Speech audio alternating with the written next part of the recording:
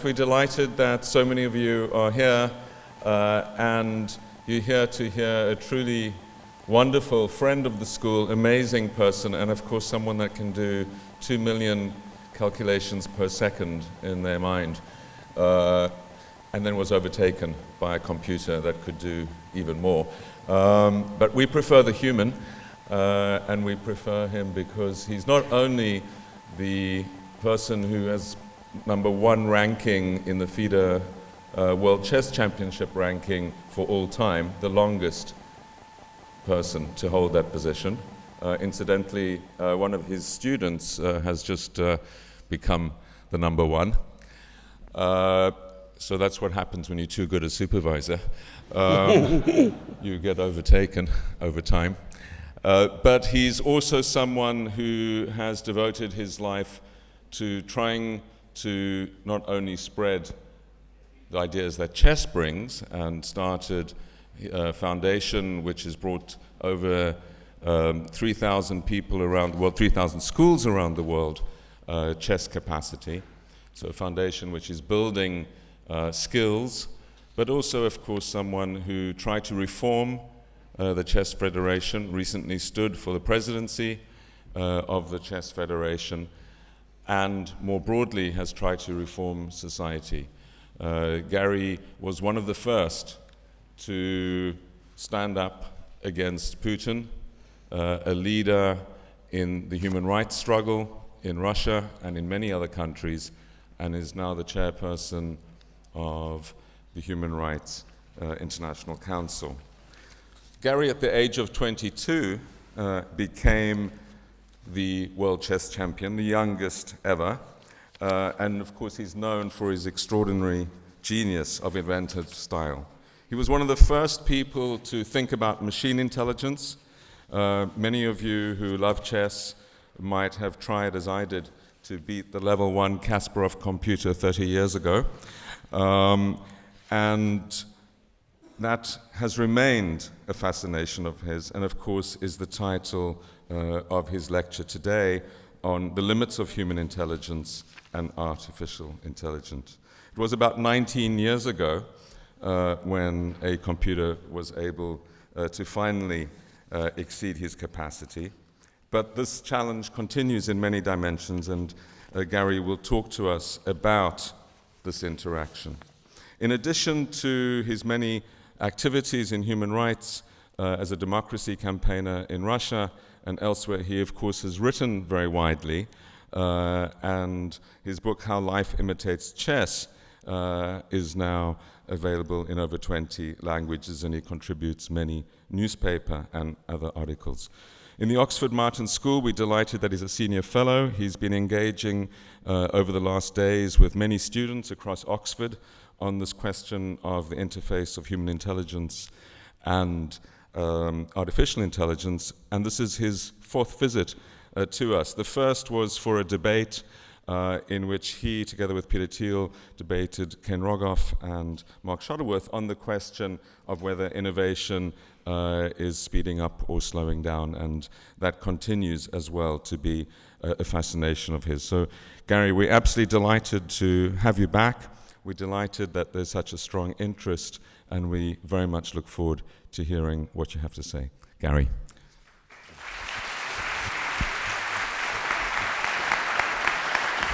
Thank you. Thank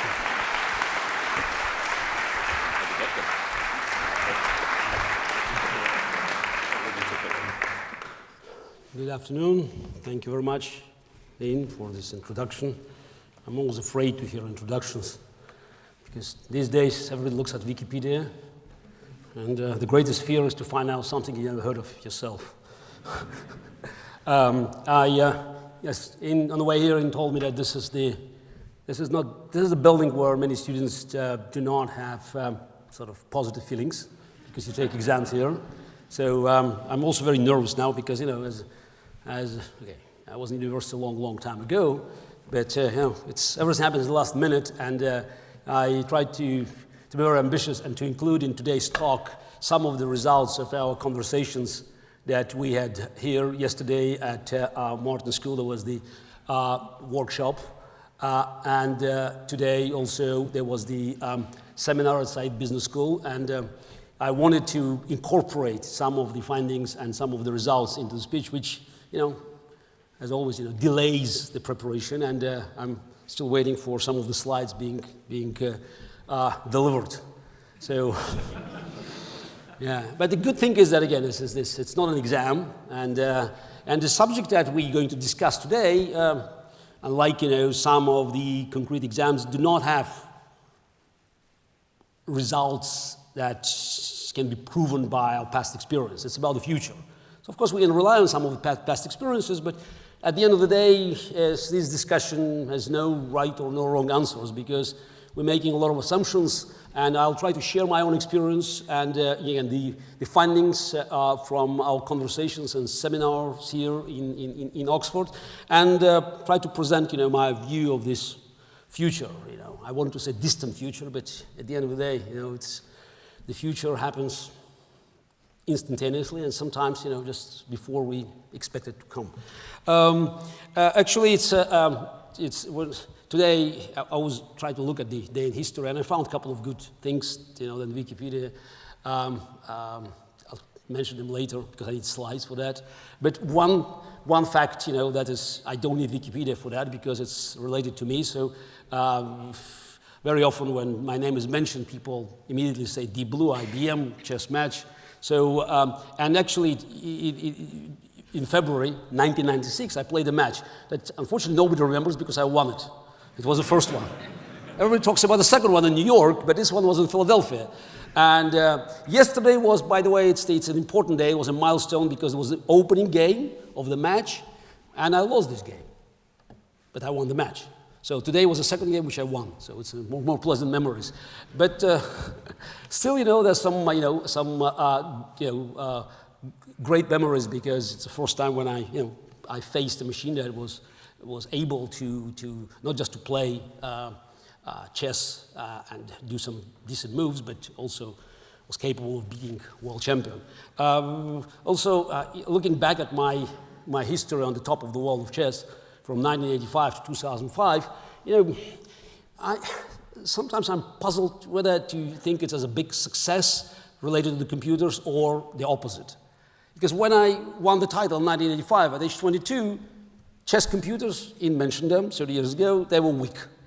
So I remember I played a simultaneous exhibition in Hamburg against 32 chess-playing computers. I think most of the audience don't know what it is. They were devices that played only chess. So you should remember that. Yeah, this is,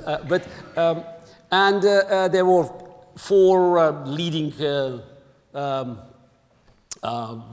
producers, manufacturers of these computers, and I played 32 games.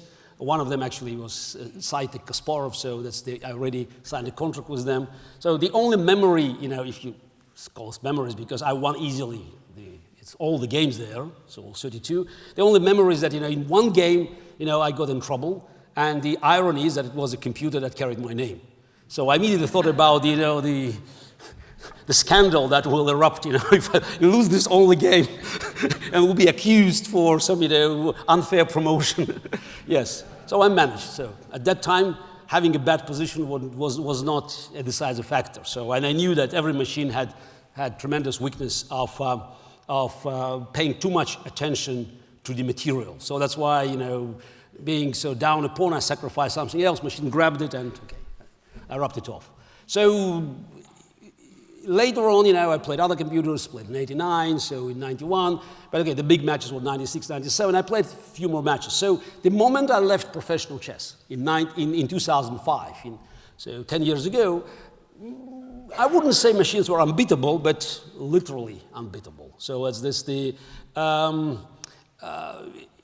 I think still human world champion, let's say Magnus Carlsen, may face the machine and may win one game, but it's, that's the best we can hope for. Because, machines are, too steady for us to beat, and it's not just about brute force of calculation only, it's about our ability, or in fact our inability to resist the pressure from the game where opponent doesn't make typical human mistakes. Because human chess is always full with not necessarily mistakes, inaccuracies. So the way we play chess, the way we do business, the way we handle complicated private or political affairs, even if we win even if we won at the end, there's still certain elements of inaccuracies, and those minor mistakes, those minor blunders, they are often overlooked when you face human opposition. You play machine, yeah, so it's done. So okay, and still today I wanted to talk about just it's a more philosophical question, because the biggest issue today is about how we can live with machines and what does it mean, the progress, the dramatic progress of computers, not only in chess but elsewhere, for our future. So we have to make sure that we know how to deal with this, we know how to benefit from that, and I'll mention it later in my talk today. Whether we should be afraid of that. That's there are many questions, and so one of the interesting questions when we deal with computers is that it's when we see new technology. So this is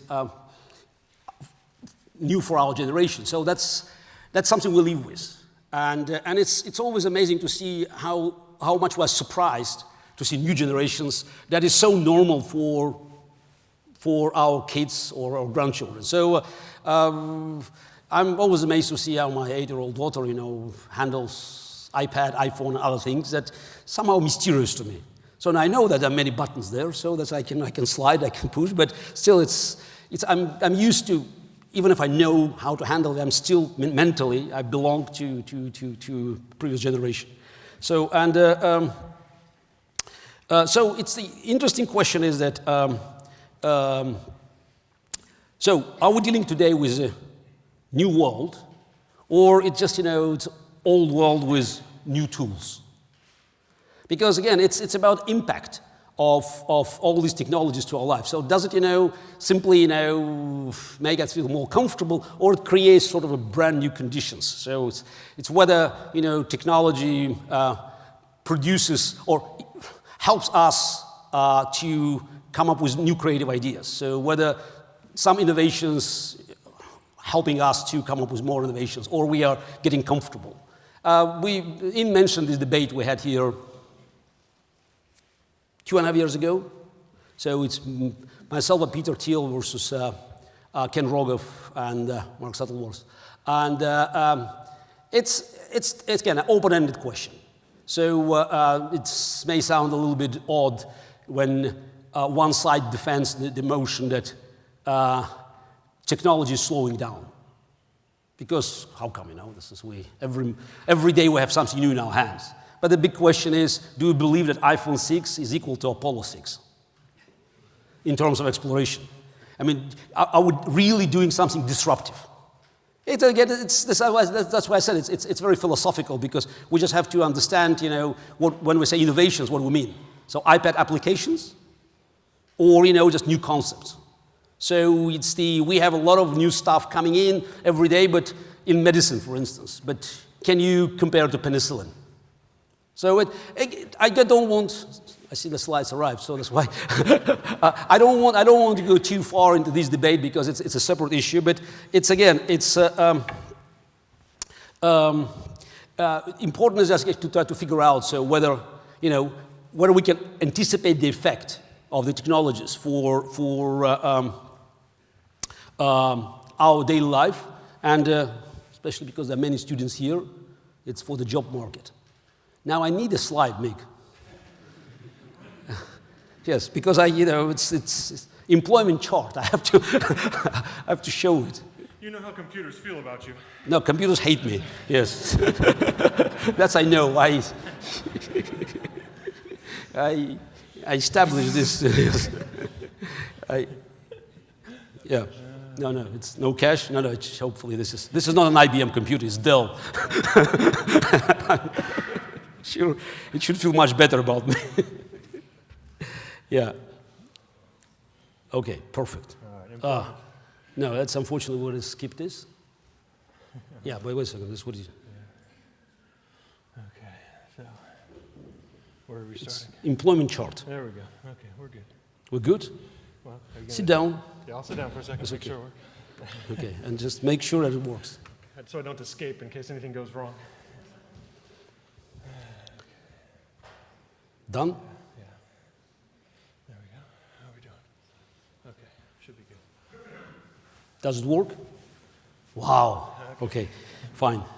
So, no, so, okay, naturally what we see that the intelligent machines, they disrupt the job market. But it's not here. But that's not my fault. So this is this. Any chance we have, we have both sides of this audience, both wings, to be equally treated. This is, by the way, typical, for politics. Only mainstream is respected, so that's why the left and right should be cut. Coding. What? There's some no hand solo. No, I just no hand solo.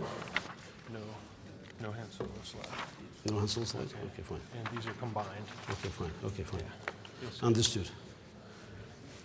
Still doesn't work. Any chance that we'll manage it? Okay, I'll carry on. Okay, fine. Sorry, it's the. Now, it's, by the way, this is something that probably goes without saying it's natural. So when we have brand new technology, something totally disruptive, before it creates jobs, it kills jobs. This is something that sometimes as obvious as it sounds, often people don't appreciate that because they think, oh, new technology, it has to create jobs. Yes, but before it happens, the old industries, they're disappearing. So now the question is how soon, we can expect new technologies to create these jobs. And according to this, I think it's outdated chart by the UK government, so only small fractions are involved in technology fields, but in reality, more and more of nearly every sector is heavily involved with new technology, whether they like it or not. So that's it's some form of an effect that, for me, proves that we have to live with that. So it happens. So certain things, are beyond our control. I just want to say the weather, but I'm afraid to upset people, that working on climate change. So, but it's, I always say that, if it's raining or it's snowing, you can keep complaining about the bad weather, or you can, have a warm coat or an umbrella. So my view is that, again, we have to move on. So, and to make sure that we know how to deal with that. Okay. So, of course, now it's about new jobs that are created today. So many of the positions that are created by these new technologies, they didn't even exist 25 years ago. Some of them didn't exist even 10 years ago. So, so it's what? E-commerce consultant. So social media manager. Social media manager. No, before Facebook, it was not, even an opportunity. So data mining specialist. Data mining. So that's also a strange combination of words for a person like me over 50. App developer. Genetic counselor. Drone pilot. Manager or operator of the 3D printer. And the list goes on, and it gets longer every day. So many famous statements about the future of technology and the workforce are becoming obsolete.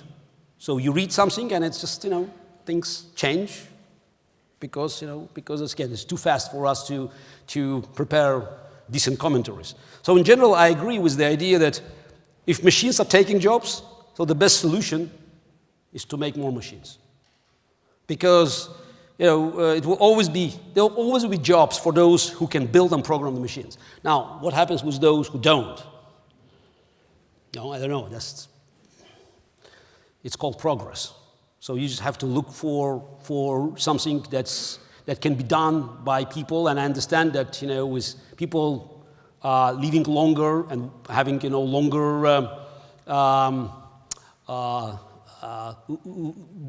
then they can spend more time at their workplace, many more years. We have to find a solution. But, digital disruption in orders of magnitude more powerful than mechanical disruption. So that's another example. So that's the auto factory robots. So how many jobs this robot can take away? 20? 200? I mean, I don't know. So this is but many people just are needed to design and build these robots and build even better ones. So robots making robots has existed for a while, if I'm correct. And the number of people in manufacturing has dropped in a steady, slow line. So there's still, there's still room. It's all about just us finding the right, the right spot where human creativity will be needed. So it's, I think still the pace of having these robots into industrial life, it's slow enough for economics and education systems to adapt. So, but compared to the power of digital substitution, that becomes different. So if an algorithm for speech recognition can replace millions of secretaries, or computer diagnostician can replace many, I don't know whether millions or but thousands or tens of thousands of healthcare professionals at a tiny fraction of the cost. So disruption is huge, and job replacement is very hard to see. So productivity goes up, but that doesn't directly help the newly unemployed. So I picked up a phrase, so it's a futurist, Kevin Kelly, had a clear vision of the future of work, at least in the developed world. So you'll be paid in the future based on how well you work with robots.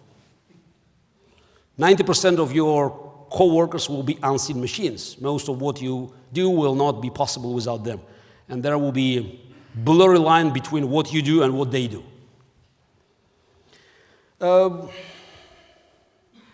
Again, is it a good picture or bad picture? Is it a bright future or dark future? My answer is it's happening. So that's why we'd better, get ready. Because standing on the way of the progress, it's never worked. And I'll talk a bit, more about our fear, instinctive fear of this change. But, I always keep this view that we have to make sure that, we move along with the progress. So I've discussed these topics with MIT computer science professor Andrew McAfee, who had written several important books with a colleague on what he calls the second machine age. So, and I'm always happy when every smart expert like Professor McAfee like my ideas and expand on them. In his book, he quotes an article I wrote in the New York Review of Books in 2010. It was a review of the book on computers. And I was referring to a chess match I played in 1998, when it's not man versus machine. It was a different form of chess. Man plus machine versus man plus machine. I called it at that time advanced chess. So, because it helped, in my view, it helped to boost human creativity because we could avoid some unnecessary human blunders by having, those electronic assistant next to you, and the opponent had the same luxury. So when I wrote that the advantage still came down to creating a new idea at some point. And that's also an interesting question to discuss. So there's one radical view that machines will kill the creativity because they will do everything for us and there's no room for us to create new ideas. I believe to the opposite. Having machines so we can enhance our power, the power of creativity, and we can do more because we can leave some unnecessary stuff, and if we have creative ideas with the machine, we can sort of have we can give a great boost. It's like a rocket boost for these ideas to be developed faster and in a more sophisticated way. So Professor McAfee jumped on that point, and since it's exactly that, it's creating ideas, or he called ideation, that computers cannot do. So maybe computers can write clear sentences today, but They cannot decide what to write next. So now about my personal experience, but not in chess. So last October, I was invited to visit the offices of Bridgewater. Sounds boring name, huh? Sounds like a nice local pub. But in fact, it's the largest hedge fund in the world. It's $150 billion under management. So founded by Ray Dalio in 1972. And as you might imagine, Bridgewater is at the cutting edge of trying to get an edge over their competitors and the markets by any possible means. And this day, that usually means technology, especially the computer analysis. But I was very interested to go there when I heard that one of their leading experts was Dave Ferrucci. It's the man that left IBM for Bridgewater, but obviously for probably some other benefits, but also for a quite unusual reason. Dave Ferrucci was a mastermind behind IBM's Watson. I think you maybe heard about it. More people will heard about Deep Blue, but I prefer Watson. Yeah, it's like hardware project which was Deep Blue only with 256 processors. It's a parallel processors, a pyramid, and Watson is the software product, and it crushed humans in jeopardy. Slightly different game. Actually, I think it was a significant progress in helping machines to move to a new level. So Ferrucci was the man behind the project, and he was not happy with IBM trying to monetize Watson and just trying to use it for sort of healthcare advice programs. And he wanted to continue his research. And ironically, he left IBM for Bridgewater. It's not that Bridgewater did it as a matter of charity. Naturally, they were looking for this edge. But it's quite funny to see that sometimes research happens not in the corporation that is supposed to do it, but in a hedge fund.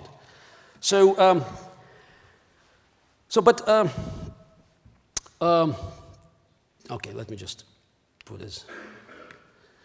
So my conversations at Bridgewater, which included Ferrucci and several top managers and quantitative analysts, quants, and programmers, broke down into an interesting debate that for me, it was almost philosophical. Now, the question is, will greater success and progress with our intelligent machines come from developing ways to analyze past information, or from teaching them some rules and letting them figure it out? So, the basic question. So, do you want to load the whole data you have into the computer and look for the machine analyzing patterns of the past and moving forward, or you want to teach it, basic laws of physics, or whatever science you need for a machine to know, and see what happens. So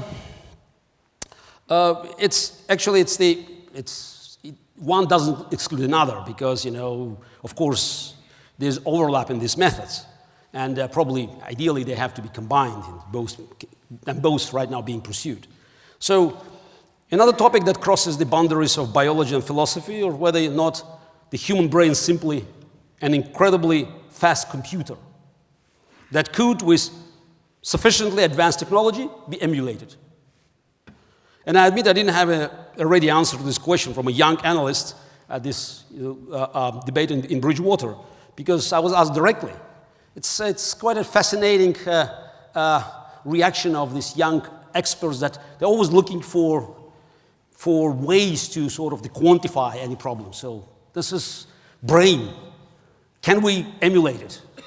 Now, I responded that a perfect digital brain would still not know when to decide. So this is this timing factor, because you can collect all the data, all the information, but still it's for human to decide at what point we stop collecting this data, and we want to sort of change the analytical mode into the decision-making mode. And I think that this gets to the human element and the human role. So how long you take to make a decision, and how much time to allocate, and the pressure we feel, And it's all very human issues. I remember this is, again, going back to my chess career. One of the lessons that I learned at early stage of my professional chess career from my coach and second, Alexander Nikitin. It was probably 74, 75. I was 11, 12, pretty good player at the time already. So, and we were watching some of the matches. I think it's one of the Anatoly Karpov's early matches. And he told me, look, when you have two strong players of about equal strengths, the decisive advantage is always with one of them who can make decisions with less hesitations. Because we always have food to chew while thinking. So there's always move here and there, and it's, unless you see the fourth mate in 5 or in 6 moves, there's always, room for hesitations. I could come up with some of the examples from my own career when I could see different options, let's say 2 moves that, both were risky, and I couldn't anticipate which one to choose. Now, and it goes back to psychology. So if I was in a good shape, if I was in a really good form, and I could, cut my thinking somewhere just at one point, saying, okay, 20 minutes enough, 25 minutes enough, just move. Because hesitations and doubts, they create more hesitations and more doubts. It's like, if the fear to make a mistake almost guarantees that you will make a mistake, because the fear dominates your mind. So it's very psychological. So the strengths of a top player, the winner, is just, he believes that, his decisions are good enough and he can move on without wasting time on contemplating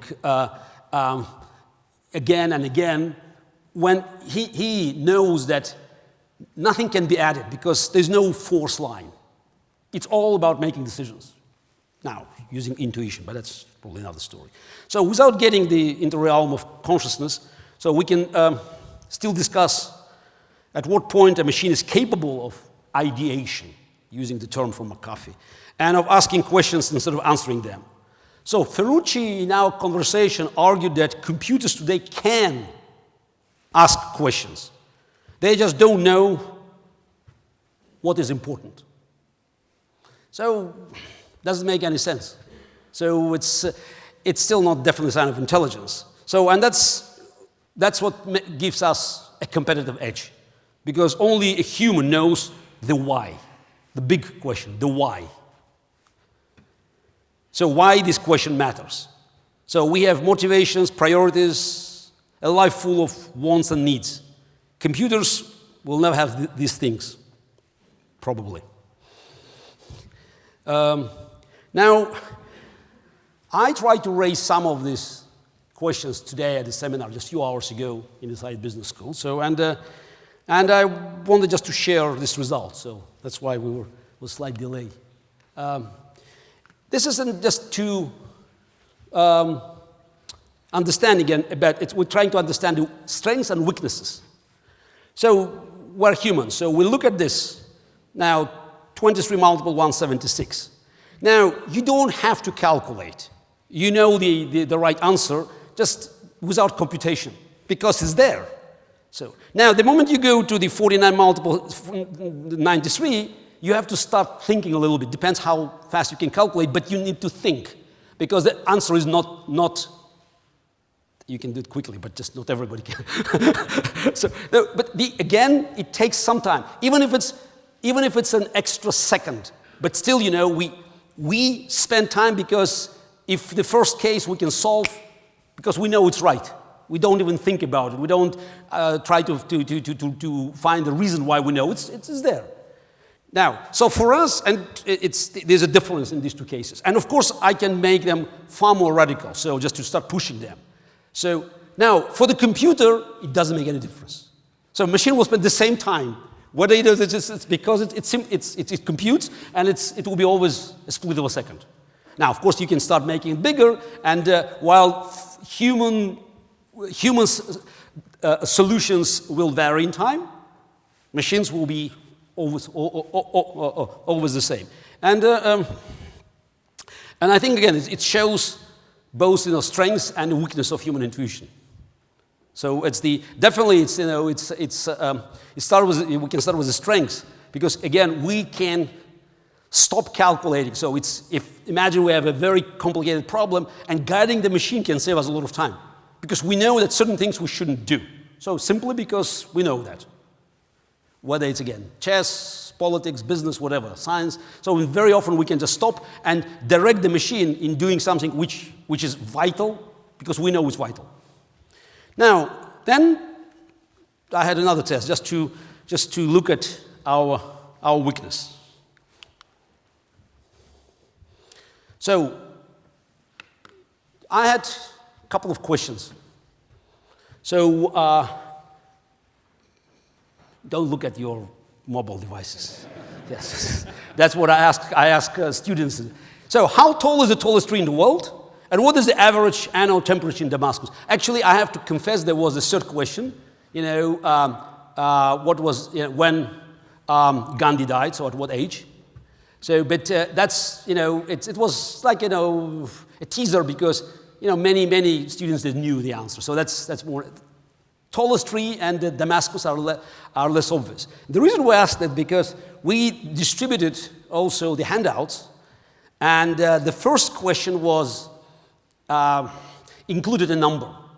For instance, how tall is the tallest tree? Is it above or below 400 meters, 1,300 feet? And each group, 7 groups, we moved down. So, and the last one had something like 20 meters. So the same with temperature in Damascus. It started from 48 Celsius to 3 Celsius. Now, I was actually curious to find out whether the results that have been received by the scientists who did it with much bigger groups, and I would say probably with less intelligent people than the Oxford MBA students. So whether results will be the same or similar, because it's a small group, and it's a very intelligent group, and it's a very international group. So that's why you expect that results might differ. You look at the results. Now remember that the top group receives excessive number on one side, so the much higher number. The 7th group receives the lowest number. And look what were the answers, because psychologically, this is a problem of humans. Even if this number has nothing to do with reality, you still look at this, and your answer, combined answer, is affected. Just enjoy it. That's what the groups received, and look at the answers that they gave.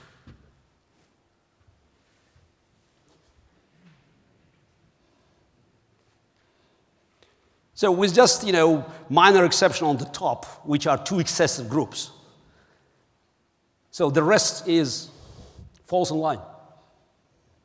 Now, just to have it's an anecdote that happened when we got the results.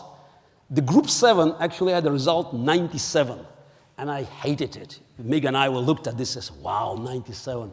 Damn, it destroys such a nice picture. I said, no, it's 97 feet. He said. So, and then it worked perfectly. Yeah. So it's, okay, sometimes, like with this, the Mars probe, if you forget to make the conversion, so you can lose the multi-billion-dollar project. So in our case, actually, it worked nicely. So I was pleasantly surprised. So just to see that, it proves again that we have our limitations, because we're vulnerable to things that are irrelevant from the machine's point of view. So again, we have advantages and disadvantages. So in my view, and I've been advocating it for a long time, it should be an advanced version of advanced chess. It's all about finding the way to combine our creativity and they call it intuition. So this is something that just helps us to rely on the past experience without making any computation, and the machine's brute force of calculation and machine's indifference to anything. Bad weather, good weather, stock market goes up or down, so whatever. It does what it does best. So now we try to move on to predicting the future. How we combine these things and how we move into the future.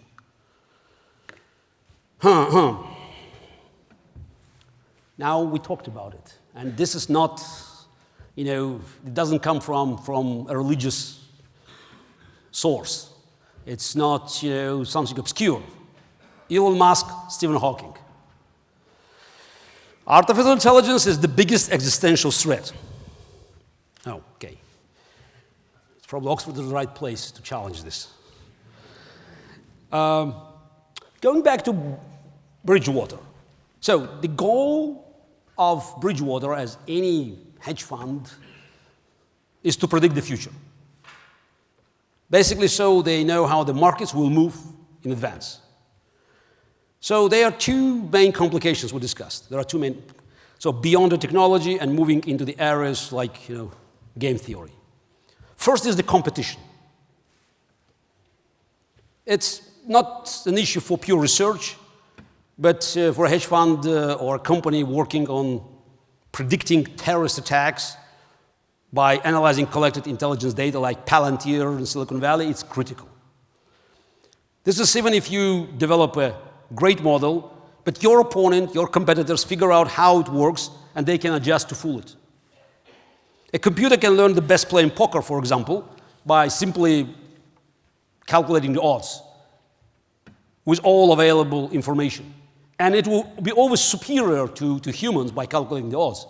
Now, how can it calculate the bluff? So that suddenly there's an element that cannot be computed. So that's why if the poker player knows something about the algorithm of the machine, we know the outcome. So that's the good poker player probably will make a fool of the machine.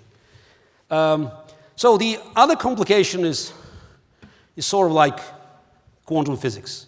So how much do the actions of your model affect the data and therefore the model itself? So simply observing can affect the data. So manipulating, it definitely will.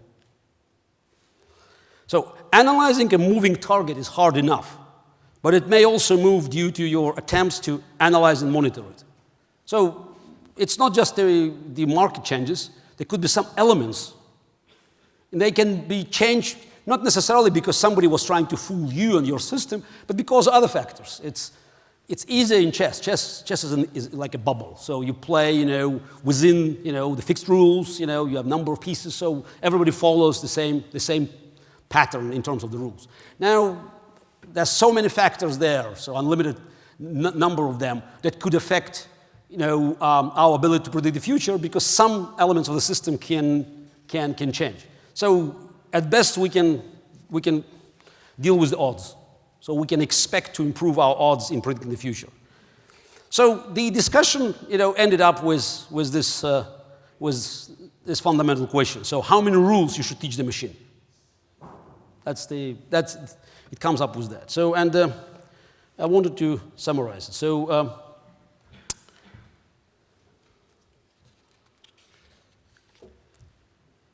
wow. Meg, is it right? I'm just looking at this.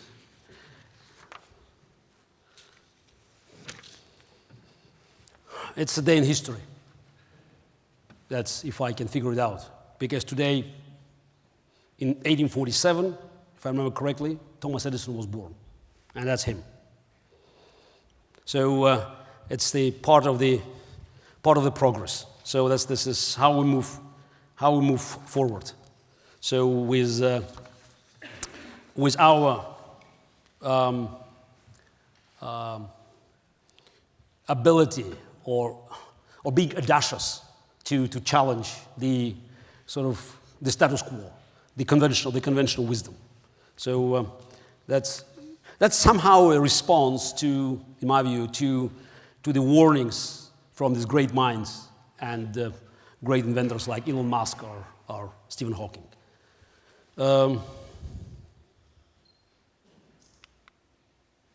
Okay. And so there's something else I just wanted to mention, just to wrap up this conversation, is that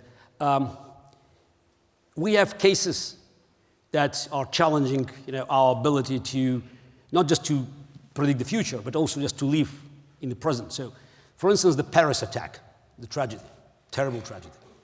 And when we deal with these situations, now the question is, so what do we do? So there are two different ways of moving forward. You can start blocking everything, or you can come up with new, bright ideas, trying to sort of outpace any competition.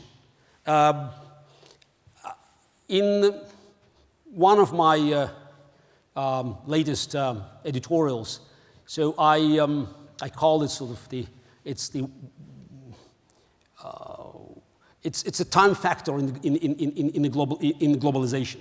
Because when we talk about globalization, we always think about the space. So things happening everywhere in the world. So it moves from here to there. So you can move businesses, funds, people can fly around, this, change their locations where they live and they work. So it's all good. So like it's a positive sign. But every coin has two sides.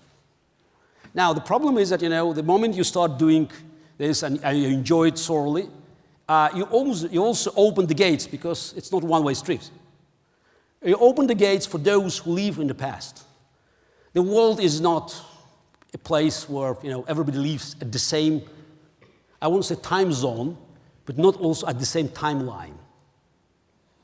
And the moment you create these channels of communication, you bring these people into contacts with modernity. And in many parts of the world, modernity is the existential threat to the regimes, to all sorts of thugs, dictators, religious crazes. The very power they concentrate in their hands based on the rejection of modernity.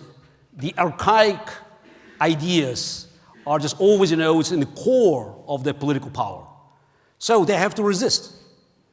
Because the success of free market, liberal democracy, and other related ideas that constitute the strengths of our society, they are, as I said, create an existential threat for these guys. So they fight back. They fight back, and how they can fight back? Can they fight with new ideas? No. Can they fight with some creativity, some future vision? No, because their future is based on the past. The only competitive advantage they have is the value of human life. For them, it's nothing. For us, it's everything. So we just, we're proud that we value human life, and we believe that this human life is unique, and we know about the uniqueness of human life, and that's why we do everything to save every life that we're able to save. So we can't drop anybody behind. For them, 1 million dead is statistics. They learned it from the dictators of the past. So the question is, so what do? We build blocks, we build new doors, castles, fortresses, or we move in the opposite direction. And I heard comments from the Prime Minister of the UK, Mr. Cameron, who advocated this, in my view, an outdated approach. Let's,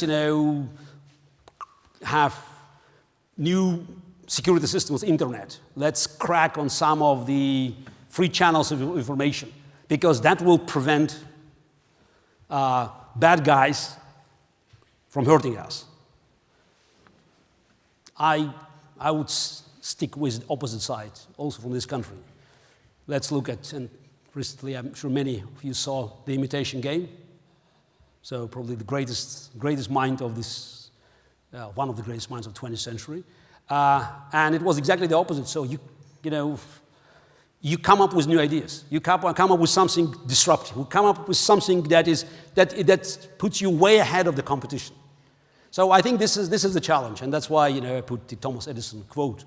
So I believe that with all the threats, whether they come from artificial minds, so potential artificial intelligence, or with the bad guys who use devices that have been created and produced in our part of the world to hurt us, we still have, our way to move forward. And it's also somehow reflected in the way the books are being written. 50, 60 years ago, in the 50s and 60s of the 20th century, the science fiction was full of positive utopia.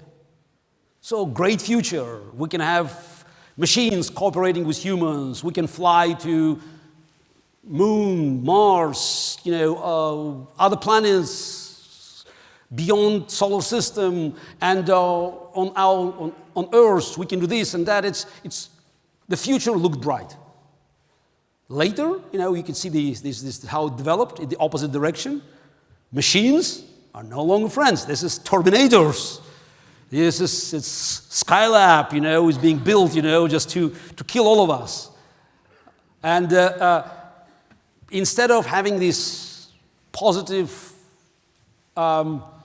outlook of this distant and bright future, we now, the genre is gradually changed into the fantasy. So we'd rather read about elves and magic than about the magic that can be produced by human genius. And going back to the debate that Ian mentioned, myself and Peter Thiel have been not accused, but we were portrayed by our opponents as those who are pessimistic, because we didn't think that human race haven't developed fast enough, that we missed many opportunities, and it's not true because we're doing so many great things. But to the contrary, we were the optimists, because we believe that we are not yet doing what we could. So we are way behind our ability to innovate and to come up with the great disruptive ideas. And there's always room. When Alan Turing wrote his first paper in 1937, just nobody even knew what is a computer. So somebody came up with an idea that never existed. So that's what still could be done. And when somebody asks, what else we could do, because it's so, there's so many things happening already, and there's no room for new generation to come up with new great ideas because it have been developed all the time. You can mention that in 1902, I think, the head of the American Patent Bureau wanted to close his shop because he thought that everything was already patented. No, it doesn't, Life comes in seasons. And, there's always room for us to do something new. And just remember, I keep giving this piece of trivia because, and I know it's probably become trivial already, but it just tells me that there's so much can be done when we complain that that's all these big devices, they are in the hands of everybody. We just don't appreciate how much power today we carry with us, how much memory, how much power of computation. It's like an advanced chess. You can create more if you have machines on the other side, powerful machine. In 1969, when Americans landed on the moon, the entire computing power of NASA was the size of one iPhone. Probably less if it's iPhone 6. Just imagine how much these people could do to bring the man to the moon and actually to calculate trajectory to fly back safely. Using 128 kilobytes? It just shows that there are no limits for human genius. So that's my positive message. I believe that there's plenty of room for us, providing we are optimists and we believe in our genius and we believe in the bright future. And we should not be afraid of anything which is produced by human genius because it's produced by us. So that's why at new level, we as a human race could be more successful and come up with even brighter ideas as a human race, because some of us may not succeed. Okay, it happens. But we will move together, we will move forward. And that's my positive message. Thank you.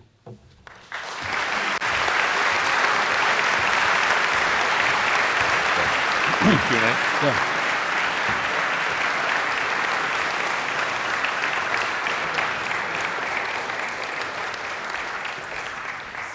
Thank you very much, Garry. The purpose of the Oxford Martin School, which I'm privileged to be the director of, is to bring great minds together to think about the toughest challenges of the 21st century. And we've been really privileged to have your wonderful mind, a beautiful mind which is not only able to be the best chess mind in the world, but also think about how this is going to interact. And we certainly share with you the optimism about what it can bring. We're creating new programs on employment and technology, and also, of course, our Future of Humanity and other institutes are working on these very questions that you've discussed. We have about just over 20 minutes for discussion and Q&A. There are roving mics. This is being filmed, so if you would not like to be filmed, I suggest you don't say anything. And who'd like to go first? Please identify yourself. Yep. If you're planning to apply for Russian visa, you shouldn't probably ask the question.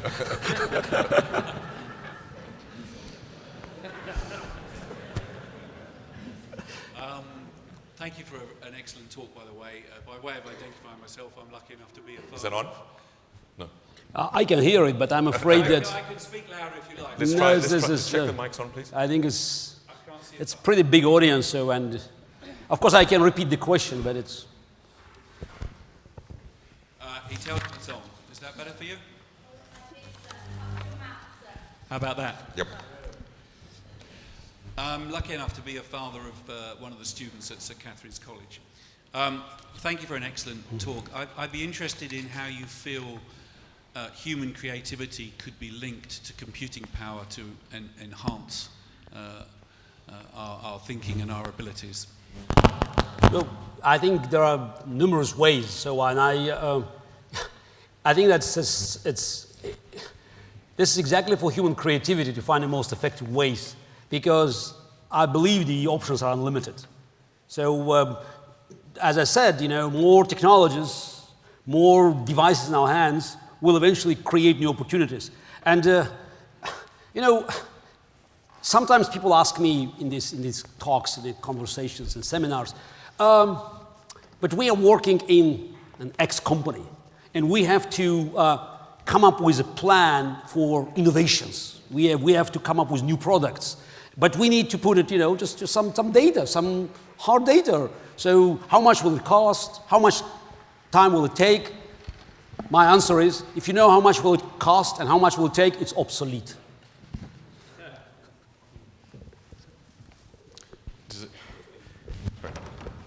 See any other hands? Right in front. Yes, thank you very much. My name's Julian Savalescu. I'm in the Oxford Martin School in the Institute for Science and Ethics. I wonder if I could ask you a slightly offbeat question. In all those thousands of hours in professional chess playing human opponents, what did you learn about human psychology? That sounds like the beginning of a new lecture. Look,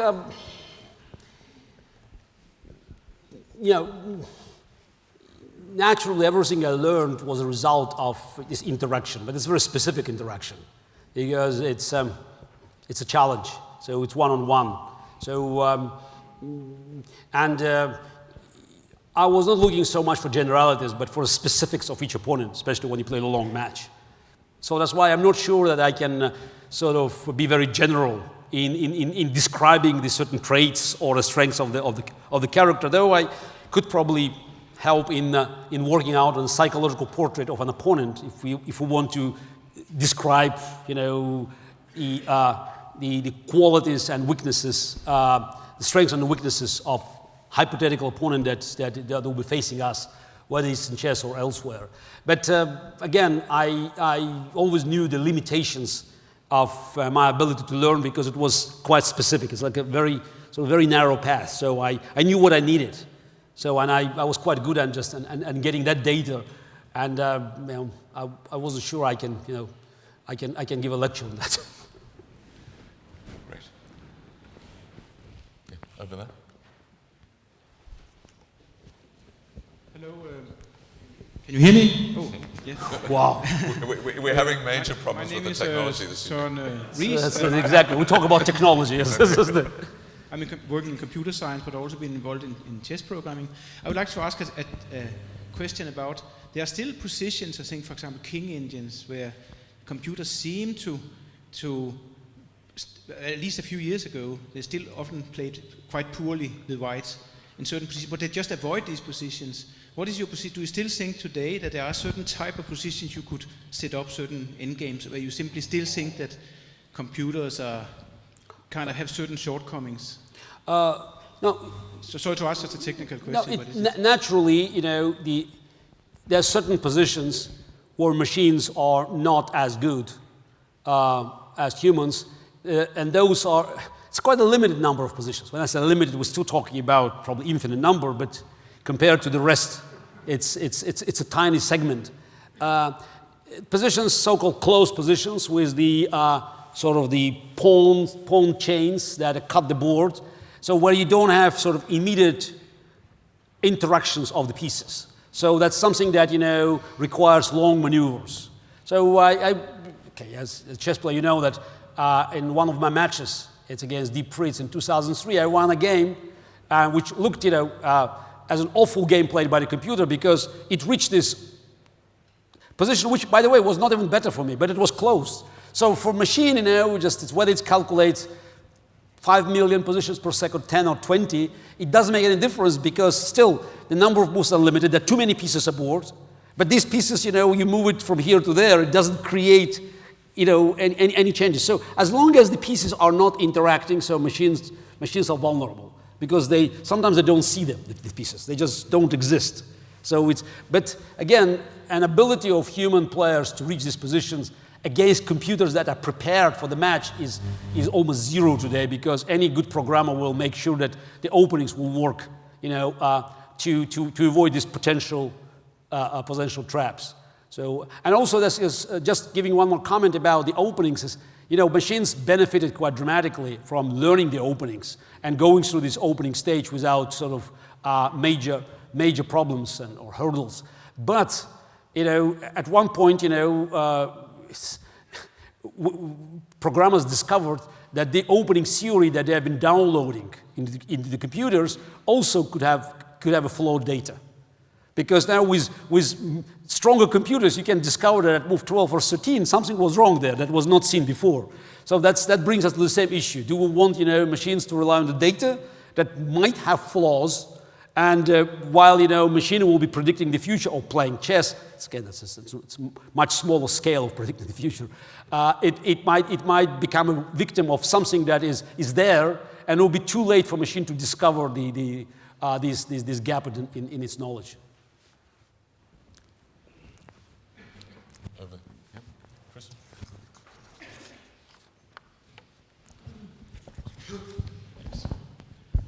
Thank you very much. On this idea that we are innovating below our potential, what do you see are some of the general things that we're doing wrong and that we should be doing differently? I think this is psychological. I think it's that we live in a risk-averse society, and again, it's a long story, and we could start arguing why certain things happen or certain things have not happened. But it's very clear that today, when we look at any venture or adventure, so we always try to eliminate the risk or to reduce the risk, without recognizing, or sometimes we don't want to accept the fact that risk reduction means eventually profit reduction. So we are trying to compensate our risk-averse policies with some artificial means to sort of boost productivity and to encourage people to do certain new things. Like printing money. So we try to come up with something that in my view just doesn't work in the free market. So the whole idea of too big to fail, in my view, just contradicts the fundamental principles of capitalism. And you go back to 60s and 70s, you could probably trace this moment where we just thought the baby boomers as a generation thought that it was a great opportunity to benefit from decades of phenomenal boost for innovations. It seems to us that when we talk about things that we carry, that is something great is happening. But we are not recognizing that it's not disruptive. It's still the same. It's basically, we have things that are doing the same, faster, more efficient, but still the same. So we're not moving, what I call from horizontal to vertical level, because we're afraid of risk. And we always look at the odds. And sometimes, again, we don't recognize that it's irrelevant. And I just mentioned about this a few minutes ago about the computing power of NASA. And sometimes I think that if computing power of NASA was sufficient at that time to calculate the odds of safe return, probably the Americans would never land on the moon, because no U.S. president will authorize the mission with 25% chance of failure, and I think probably the chances were even higher. So we're looking always for different ways of just reducing risk, and the reason why I'm arguing for risky missions as human flight to Mars. It's not necessarily, just to go there and just to put someone's flag there, or just even to dig something from this red planet, to come up with stones or dust. But what happens in the history of disruptive innovations is not the innovation itself, but the periphery. What happens on the periphery? The side effect. Okay, John Armstrong on moon, great. But ARPANET and GPS as byproducts of the space race are far more important. So flying to Mars, okay, I don't know what will happen, and maybe eventually it could fail. I'm sure there will be many volunteers, but there's a good chance they will never come back. But what will happen with medicine, with new food products, with our way to supply oxygen for human bodies? So many things must happen to support it. And if today, while dealing with pharmaceuticals, with new drugs, you have to deal with ratio of 1 to 1,000. One failure out of 1,000, you might be out of business. No authority will give you chance to come up with this new drug, even if it potentially saves millions of lives. The moment you start operating in a new environment, like fly to Mars, and your chances of return 50-50, 1 out of 3 will work for you. So that's what you dramatically change the ratio. And it's again trying to calculate the odds. It's not always works. Whether your chances of flying back to Mars and back safely are 42% or 39% is basically irrelevant. So what were the chances of Columbus to come back? I don't think it's. If they had an insurance company at that time, I think he would be uninsurable, because he didn't even know where he was heading for. So. And I always say that it's safer today to fly to Mars than for Columbus to cross the Atlantic, because at least we know the distance. Great. Over here. Thank you. I'm Peter Millikan, Professor of Philosophy at Hertford College. I agree entirely about how human imagination, coupled with the use of computers, both in chess and life, can be far more powerful than either individually. You can use the computer to explore possibilities far more complicated than the unaided human mind could do. My question to you is about education. So my students studying computer science and philosophy are very well placed to exploit this new possibility. But this requires a combination of understanding and skills that is probably quite rare. Are we going to have to change the way we educate people to make sure that we don't only have a small elite who are able to capitalize on this possibility, leaving most people behind? This question is more political, It's about our social life, about the political consequences. Some people are warning, some people are dreaming about the society with stars, superstars, and the rest. So I'm not happy with this vision. My experience again, it's a chess experience, chess in education. I've been promoting the idea of having chess in education, in the classroom at early age. And I built Kasparov Chess Foundation, starting in New York and then in Europe, in Johannesburg for Africa, in Asia, and in Latin America, and a few regional foundations. And I learned a lot about educational systems in different continents, and some of them were very sophisticated, some of them were quite poor. But what I found out that the talent is spread evenly around the world. It's all about finding the talent. So that's why I see no danger of us having very, just a small elitist club, as long as we deal with numbers. There's nothing, unique of Soviet Union being so good in chess, for a simple reason, because there were very few options available for kids. So that's why parents wanted to check whether kids could play chess or do music or ballet. So the number of options, this number was limited.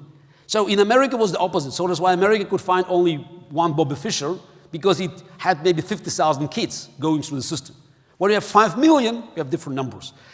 As long as we can guarantee that these numbers will go through the even primitive educational system, but we'll have a chance to actually learn about this modern technology and sort of basic education, I think that the flow of the talent will never stop. Okay. Was there a hand right in the back there? Well, I see there, and I see there. Very I'm back. actually looking for a woman's hand at this point. This is a question about human rights and artificial intelligence. With the news full of horrendous war, conventional war going on and people suffering throughout the world, and you mentioned David Cameron and having a slightly outdated approach, how can you see in the future we could maybe use artificial intelligence means to disrupt, or whatever word you want to use, these kind of conventional wars which are causing so many human rights problems? Look, the human conflicts, they will probably never cease to exist. Though, if we look at the global political map, we could see that the wars happen when when the political systems in their respective countries are not developed to have sort of proper connections with people. Just set aside Ukraine for a moment. Except Yugoslavia, there were no wars in Europe since 1945. So even with all the differences between some European countries, you can't imagine France and Germany, trying to solve these differences by, using arms. Though they had about 1,000 years of history fighting each other. So what we know from history, the democratic countries, they don't fight because there are other instruments. So my view is that, we have to move forward by containing those that are threatening the global order, and I believe that we are in the position to do it because uniquely, probably the first time in human history, the force of democracy much more powerful, both militarily and economically. I think that coming up with new ideas, with new technologies, with artificial intelligence, that should be a response, because at the end of the day, we have means to approach billions of people. And we have to keep, informing them. It's not easy because the bad guys also have, have the same means of communication now. But we just have to make sure that the ideas that we present, they just offer a better future. And again, numbers are changing in our favor, in favor of modernity. That's why the response from the opposite side is getting so aggressive and so violent, because they know long term they will be losing. So we just have to come up with more new ideas. So that's why, again, more openness, just to make sure that people will feel the benefits of the free world and the ideas, again, going back to education, that will bring them into the world, will not leave them behind. I think that with new ideas, with new technologies, with new approaches, going to the space, going to to deep waters, the oceans, will find room for these people to get excited. So we need this. The human race needs to excite its youngsters and also people that have adventure in their blood. I'm afraid we've only got time for a couple of very quick questions, and I'm afraid, Garry, quick responses. I'm going to take the two women who've put up their hands, you and you. Hi, Hannah Masnin from the Oxford Martin School. So I liked your overall optimistic message, but I was wondering if, aside from perhaps certain weapons, there were any new technologies that you thought were particularly regrettable? New technologies? That are regrettable. I don't understand that are regrettable.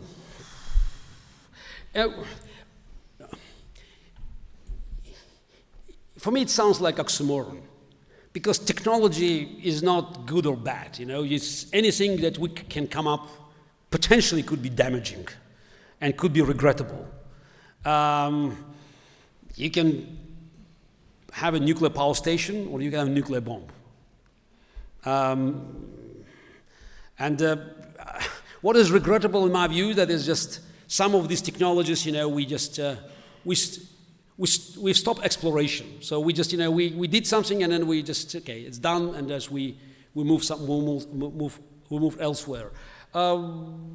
Because unpredictability of the human progress, I think it's a main condition of its success.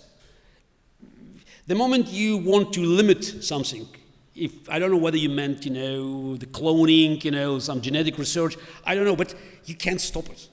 Because those are the laws that, in my view, above human ability to regulate. Because the moment you try to regulate them, you will harm the entire process. Because humans are different. Somebody doesn't like this one, and you may not like this one. And there will be no agreement how to limit it. So that's why, again, I'm in favor of us just moving forward. I believe that's why I'm optimist. I believe in the wisdom of the human race. We'll figure it out. If not us, the next generation will figure it out. Yeah. Thank you. I was particularly intrigued by what you said about the vulnerabilities of a human intuition, and I wondered whether, with a hypothetical perfectly designed computer with perfect data, whether that's something that you see to be free of vulnerability altogether?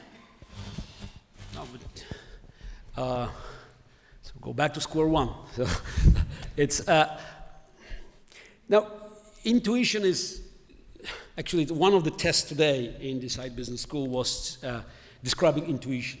So, and we looked for a number of words that have been used by students. So one of the most popular was subconscious. So I don't think that machine, even if you imagine a conscious machine, so it's something that cannot be, it's not quantifiable. Because yes, intuition relies on your past experience somehow, but it also, brings into evaluation factors like, how important is the moment. So is it, because same situation, but it could be slightly different, and decision made today is far more important than one that will be made tomorrow. While machine will be dealing with, you cannot program all the factors all the variables that can affect you. So that's probably brings us back to the Turing test. So it's whether machine will be able to respond to the same question in different ways, or do always so far the answer is probably negative, because it's the ability to vary within the same equation. It exclusively stays with humans. Great, Garry. Just before we thank you, this is one of a series of public events that the Oxford Martin School is having. On the 24th of February, Tuesday, the 24th, Chris Lintott, who's a professor of astrophysics, is talking about the trip to Philae, the comet. You'll know Chris is now the presenter of The Sky at Night, taking Patrick Moyer's place, and this is obviously part of this deep space challenge and a quite extraordinary technological achievement. On Monday, the 2nd of March, Dame Sally Davis, who's the UK's Chief Medical Officer, is going to be talking about the ticking time bomb, antibiotic resistance. And this is obviously about a theme which we're very keenly involved in, which is the management of the global commons. If we all take antibiotics, will they still work? And then on the 4th of March, a couple of days later, Vlatko Vedrol, who is the co-director of our program on bio-inspired quantum technologies, will talk about living in a quantum world. All of those, except Dame Sally Davis, will be at the Oxford Martin School, and Dame Sally Davis will be here. Look at the Oxford Martin School's website, and do also come to our seminar series every Thursday at 5 o'clock on climate change and how to stop it. And tomorrow we're going to be talking about this disconnect between the science and what people feel on climate change. So you're very welcome to those and all our other events, and we very much hope, Garry, this is your 4th visit, you're senior fellow with us. We hope you'll come back many times, and we greatly look forward to exploring these issues further for you. And thank you so much for your insight tonight.